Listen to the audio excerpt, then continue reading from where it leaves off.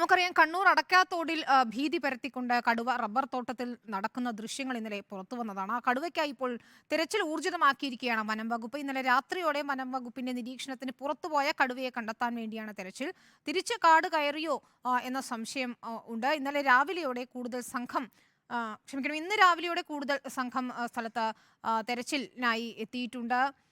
വലിയ പ്രതിഷേധമാണ് അവിടെ ഉയരുന്നത്. ജനങ്ങളെ പറ്റിക്കുകയാണ് വനം വകുപ്പ് എന്നാണ് നാട്ടുകാരുടെ ആരോപണം. സാധനത്തിന് ഓടിച്ച് ഇവിടെ കൊണ്ട കാട്ടി കയറ്റുന്നു. കയറ്റിയിട്ട് ഇവർ ചുറ്റും കാവിൽ 2 തോക്കുമായിട്ട് 4 വഴിക്കും ആളെ ആക്കിയിട്ടിരിക്കുന്നു. ഇത് കഴിഞ്ഞ് 5 മണിയാകുമ്പോഴത്തെ ഇവർ പറയും നേരം സന്ധ്യയായി, ഇനി ഞങ്ങൾ എന്നാ ചെയ്യേണ്ടിയെന്ന് ചോദിച്ചാൽ ഞങ്ങൾ ഞങ്ങളുടെ വഴിക്ക് പോകാൻ വേണ്ടി പോയി കഴിഞ്ഞാൽ ഇവിടെ പെണ്ണുങ്ങളും പിള്ളേരും ഒക്കെ ആയിട്ട് താമസിക്കുന്ന നാട്ടുകാരെന്ത് ചെയ്യണം? അല്ലാത്ത പക്ഷേ ഇവരിപ്പോൾ ഒഴിവാകട്ടെ, ഞങ്ങളിപ്പോൾ പകലെ ഓടിച്ചോളും, ഞങ്ങൾ ഓടിച്ചോളാം. ഇതിനെ ഞങ്ങൾക്കറിയാം, കല്ലുരുട്ടിയോ പടക്കം പൊട്ടിച്ചോ ഞങ്ങൾക്ക് ഓടിക്കാനറിയാം. ഇവർ കാട്ടിലല്ലേ ഈ നിയമം പറയുള്ളൂ, ഇത് നാട്ടിലല്ലേ? കേസ് ആരുടെ പേരില്ലേ? കേസാക്കും, എല്ലാം കേസല്ലേ? അല്ല, ഒരു കേസ് നമ്മൾ കളിക്കുന്ന.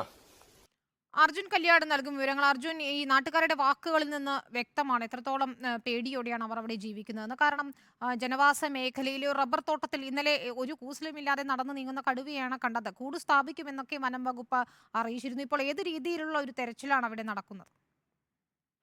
വിനീത, ഈ മേഖലയിൽ ഇന്നലെ തന്നെ പരിഭ്രാന്തി പരത്തിയിട്ടുള്ള കടുവയെ പിടികൂടുന്നതിന് വേണ്ടിയിട്ടുള്ള ഊർജിതമായ ഒരു ശ്രമമാണ് വനം വകുപ്പിന്റെ ഭാഗത്ത് നടക്കുന്നത്. പക്ഷെ നാട്ടുകാർ ഇപ്പോഴും വലിയ തോതിൽ പരിഭ്രാന്തിയിലാണ് എന്ന കാര്യത്തിൽ യാതൊരുവിധ തർക്കവുമില്ല. ഇന്നലെ തന്നെ വനം വകുപ്പ് കൂട് സ്ഥാപിക്കുന്നതിന് വേണ്ടിയിട്ടുള്ള ക്രമീകരണങ്ങളെല്ലാം തന്നെ ഏർപ്പാടാക്കുകയും ചെയ്തിരുന്നു. പക്ഷെ രാത്രി വൈകിയും ഈ കടുവ ഏത് ഭാഗത്തേക്ക് നീങ്ങിയെന്നോ അല്ലെങ്കിൽ കടുവയെ പിടികൂടാനുള്ള നടപടി ഇല്ലാത്തതും കൊണ്ട് തന്നെ നാട്ടുകാർ വനം വകുപ്പ് ഉദ്യോഗസ്ഥരെ ഉൾപ്പെടെ തടഞ്ഞു വെക്കുന്ന ഒരു സ്ഥിതി ഉണ്ടായിരുന്നു. പക്ഷേ എന്തായാലും ഇപ്പോൾ ഇന്ന് രാവിലെയോടുകൂടി തന്നെ വലിയ തോതിൽ ഈ കടുവയെ പിടികൂടുന്നതിന് വേണ്ടിയിട്ടുള്ള ഒരു തിരച്ചിൽ ഊർജിതമാക്കുന്ന ഒരു ശ്രമമാണ് വനം വകുപ്പിന്റെ ഭാഗത്തുനിന്ന് ഉണ്ടായിട്ടുള്ളത്.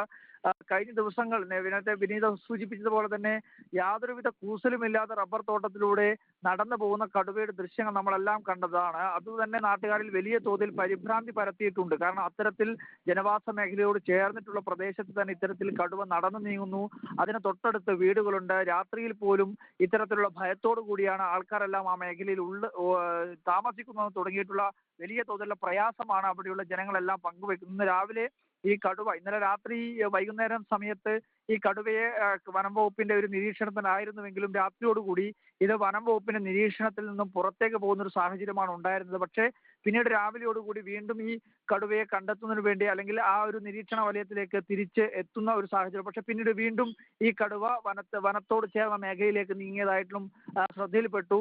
ഒരുപക്ഷെ വനത്തിനകത്തേക്ക് തന്നെ തിരിച്ചു പോകാനുള്ള സാധ്യതയും വനം വകുപ്പ് ഉദ്യോഗസ്ഥർ പങ്കുവെക്കുന്നുണ്ട്. വിനീത, ഏതായാലും പ്രദേശത്തെ തെരച്ചിൽ ഊർജിതമാക്കിയിരിക്കുകയാണ്. ഉടൻ പിടികൂടണം, നടപടികൾ ശക്തമാക്കണമെന്ന ആവശ്യമാണ്, പ്രതിഷേധമാണ് നാട്ടുകാർ ഉയർത്തുന്നത്. അർജുൻ കല്യാടാണ് കണ്ണൂരിൽ നിന്നും വിവരങ്ങൾ നൽകിയത്.